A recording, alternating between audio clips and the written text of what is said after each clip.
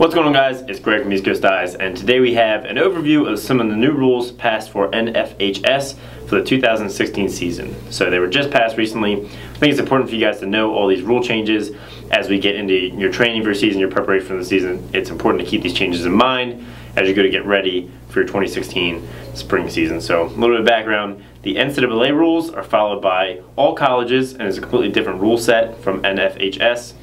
You play in youth ball.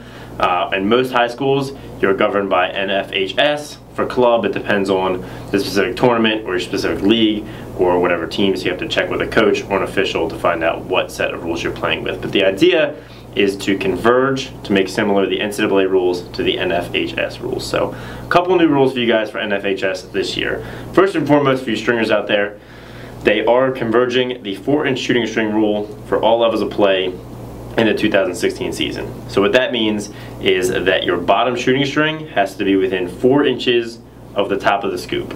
We saw this go into effect in the last NCAA season. Players didn't have a huge problem with it. We're seeing even more young players switch to it. And I think it's a good idea to converge the rules. So you just have to keep all straight shooting strings within 4 inches. As a general rule, for me, if you use a 9-diamond top string, that's going to be your third 10-diamond row. Is going to be the lowest one that you can put a shooting string on. Obviously that might change depending on how you string it, but that's how most people string, and that's a general rule for where you can place them and definitely be safe. Another rule that's not going into effect until 2018, but they are starting to talk about now that you might want to be aware of, is the head rule.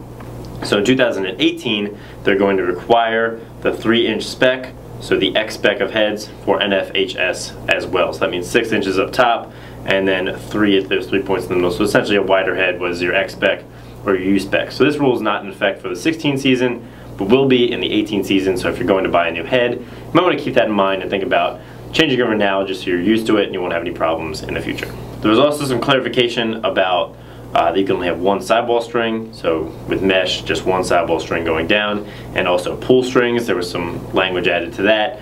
Pull string is basically where you just have a string for the bottom string where you can pull it very quickly after you score, make the pocket legal, and then just expand it back to play. So those are certainly illegal and should not be used, obviously. Some other rule changes are in the face-off. So they have a new set of procedures for the face-off that was added to the NCAA, and now it's part of NFHS. So what happens is the two players come together, the referee will check out their position, place the ball, say set, then back away and blow the whistle.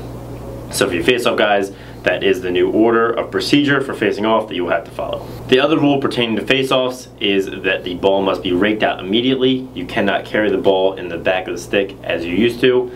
So what they define as immediately is within 1 step. So before you actually make a step, you have to have the ball in the back of the stick and pop it out immediately. So the pinch and pop is still fine, but you can't pinch and carry it out.